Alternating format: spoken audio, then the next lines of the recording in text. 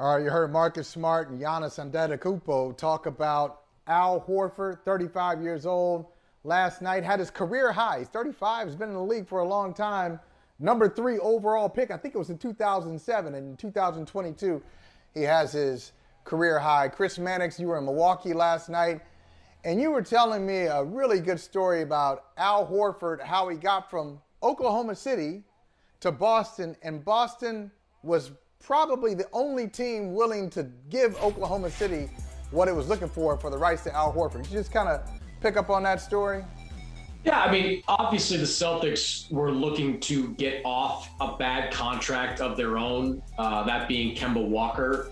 But Oklahoma City, back last spring and summer, Al Horford was available to anybody. And the Thunder really weren't asking for much, if anything at all, in return. But teams that contacted Oklahoma City were looking for the Thunder to attach an asset to Al Horford, to take Al Horford's contract, which is all of this year and a partial guarantee for next year. They wanted Oklahoma City to attach a draft pick. The Celtics were the only team willing to include a pick, and they didn't include a protected pick. They included what turned out to be, the 17th pick in the draft that year, which Oklahoma City then turned and flipped elsewhere. But the Celtics were aggressive in going after Al Horford. And I think that's because Brad Stevens, who coached Al Horford for 3 years, knew he had something and knew that he could be a contributor with this group. He knew they wanted to be defensively versatile. He knew they wanted to have a little bit more floor spacing offensively.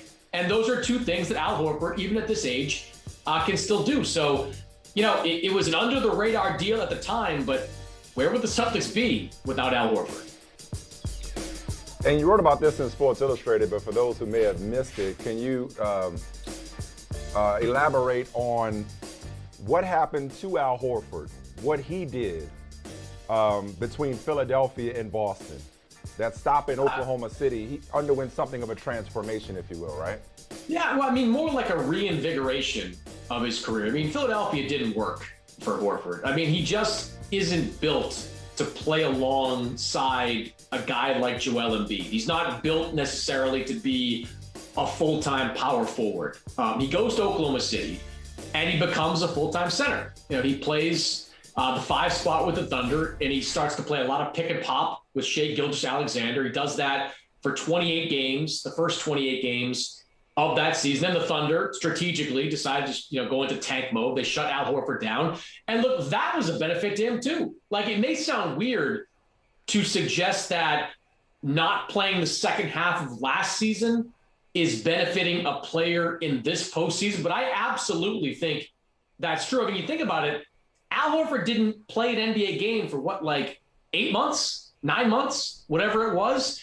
And if you're 34, 35 years old, that time off can be invaluable. You can spend that time off, as Al Horford did, working on his body, making sure he was physically as ready as he could be at this advanced stage of his career to be available. So I really believe that, the time Al Horford spent resting last season and into the summer has paid dividends for the Celtics in this postseason.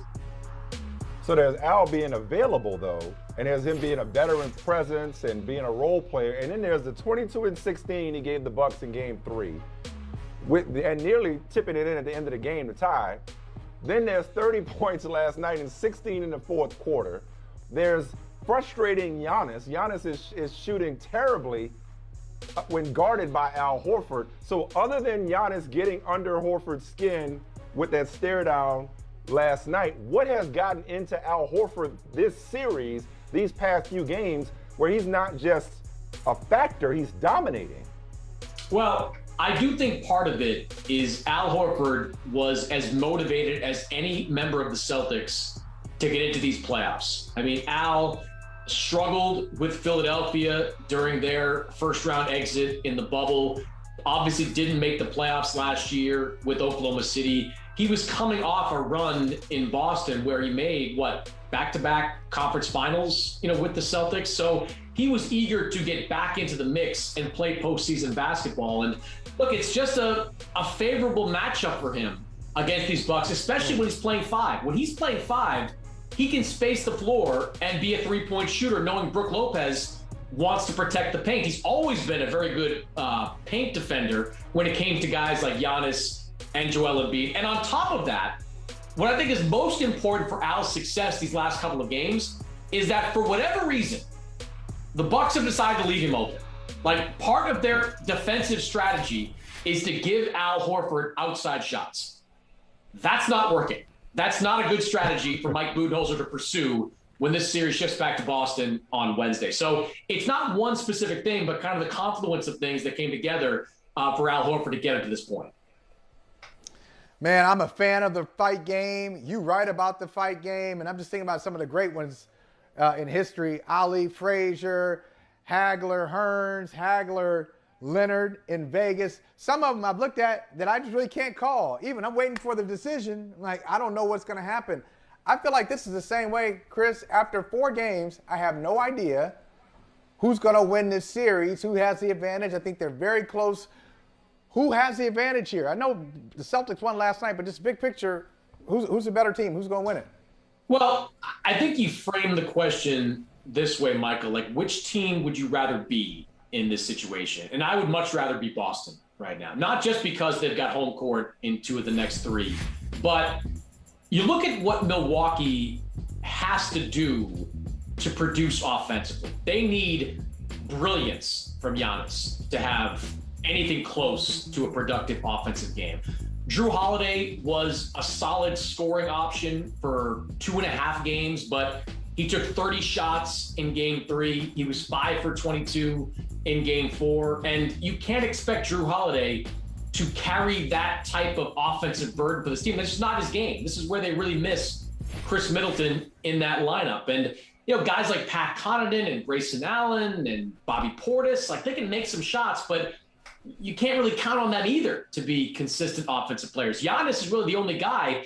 And the Giannis I saw in the 4th quarter of game 4 was a guy that looked like he had been worn down by the physicality of the Celtics in the first 3 quarters. Like, he got his points, played great in the 3rd quarter, but he looked like he was worn down. And I have to imagine that's going to continue into game 5. I mean, the Celtics are still going to push Grant Williams out at him, Al Horford out at him. Marcus Smart's going to have some turns on him, trying to give him a different look.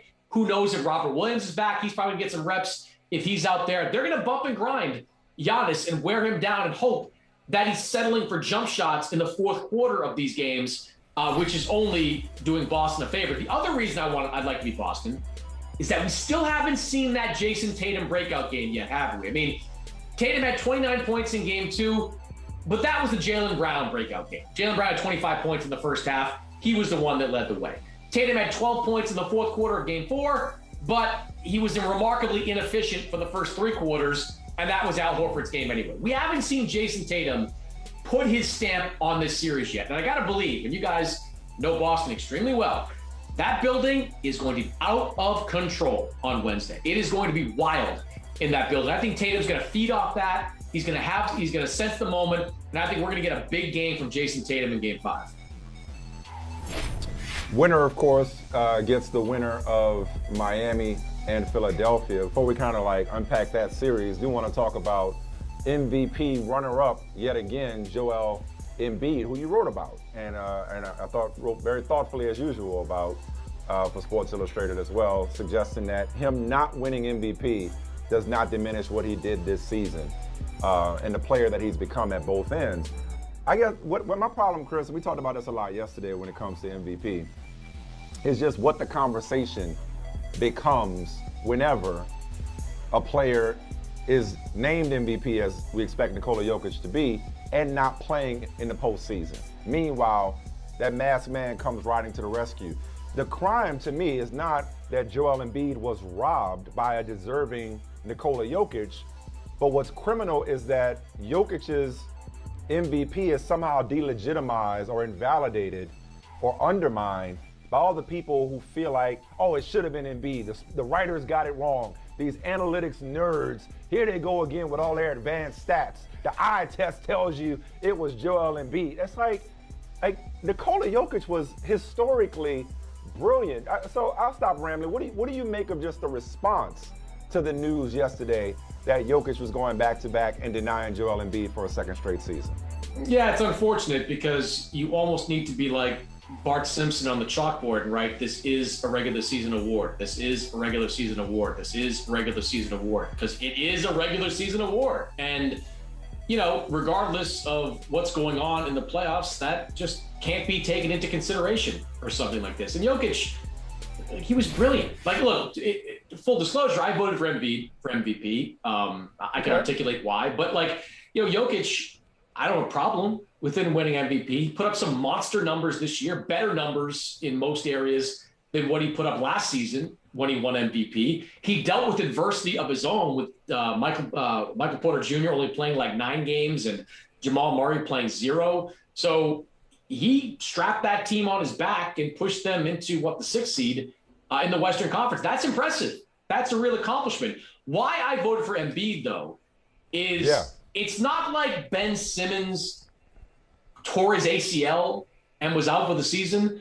Ben Simmons showed up at training camp and told everyone he didn't want to play there. So, all season long, Joel Embiid not only had to produce at the highest level, which he did, leading the NBA in scoring, plenty of statistical arguments to be made for Joel Embiid, but he navigated this team through what could have been very choppy waters. At any point in time, Joel Embiid, who is the most powerful athlete in Philadelphia, which is not nothing in a sports town like that, he could have sicked the mob on Ben Simmons. He could have forced the Philadelphia front office to make a trade that they didn't want to make because Embiid was upset, because he wanted to get something now to help that team make a run in the postseason. He never did that. He was nothing but complimentary about Ben Simmons. He said they would welcome Ben Simmons back. And when asked about the talent on that team, he repeatedly said, we have enough to win right now. So to me, those two things blend together and become one big reason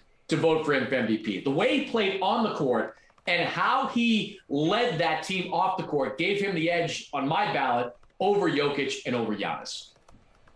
No argument here. So when you talk about, that's a good breakdown. You talk about this series, Philadelphia, Miami. I thought this thing was over, Chris. I really didn't think Embiid would be able to come back and be effective. He came back in Game 3 and not only gave them a presence, but shut down Bam Adebayo in Game 3. Then they won Game 4. That was a James Harden game.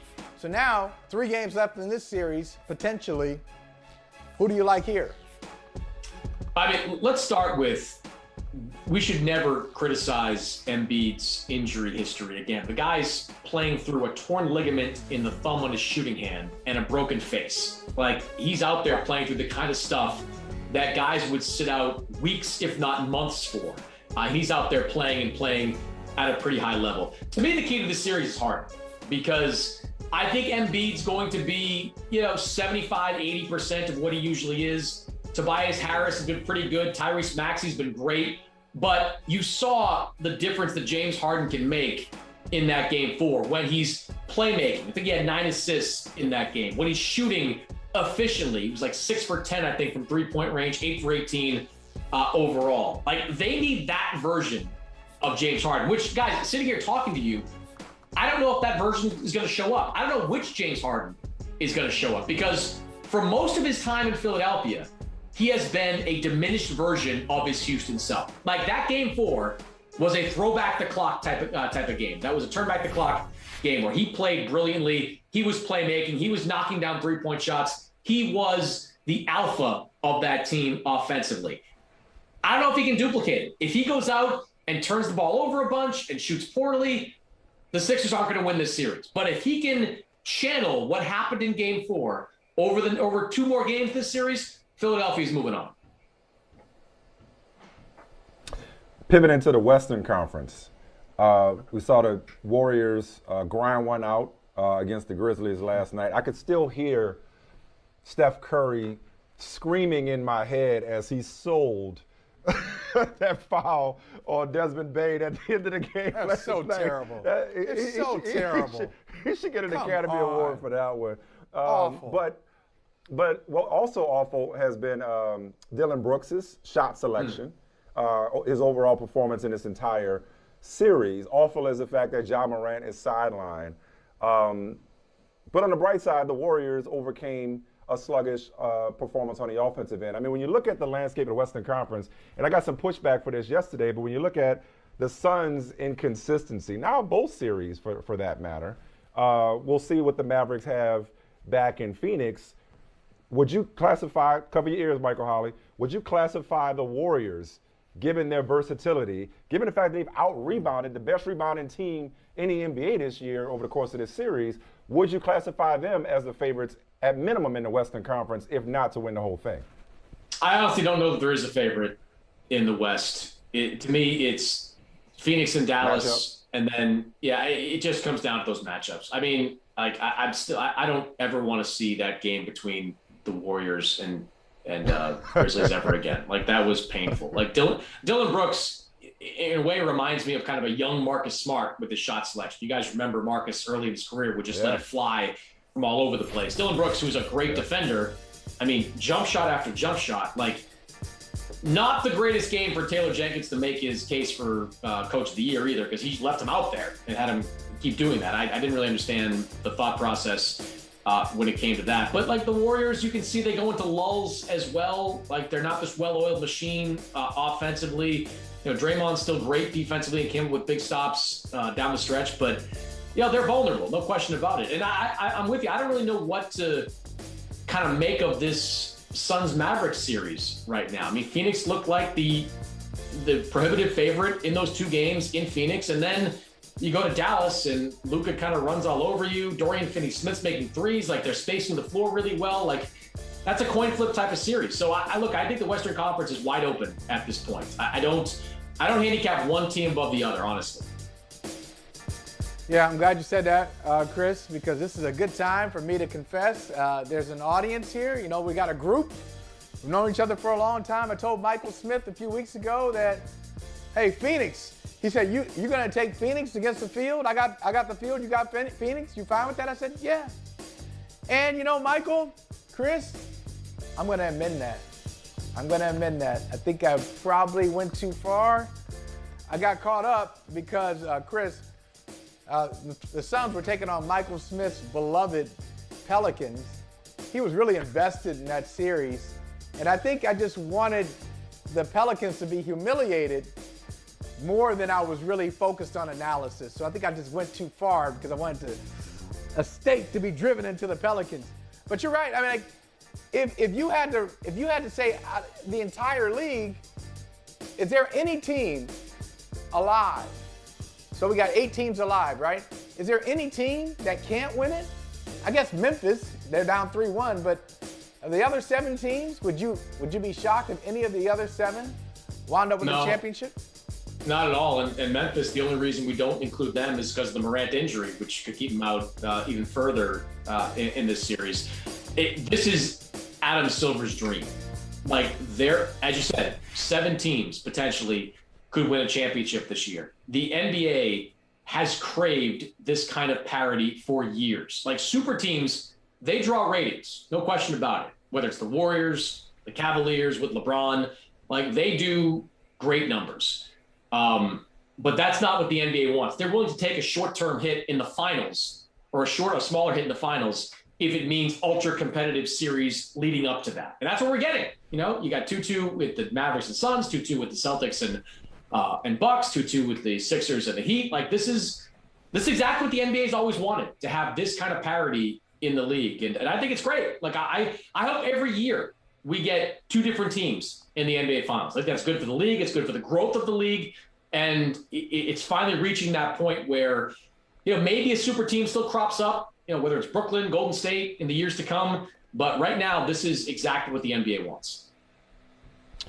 Man, you gave us exactly what we needed, Chris Mannix, man. It's always good to see you. Get some rest. Great. I mean, between the Canelo fight and the Celtics-Bucks fight, as Michael put it earlier, yeah, man. Go take a break. Thanks for spending some time with us, though. We appreciate you. Anytime, guys. All right, man. All right, Chris Mannix. That guy. Every time I see Chris Mannix, I'm like, this dude. I feel it's like, who would have thought? Well, actually, we should have known because he always had the inside scoop. Hey, thanks for watching Brother from Another on YouTube. Make sure you hit subscribe before you leave, and be sure to watch us 3 to 5 p.m. Eastern Time on Peacock. Appreciate you.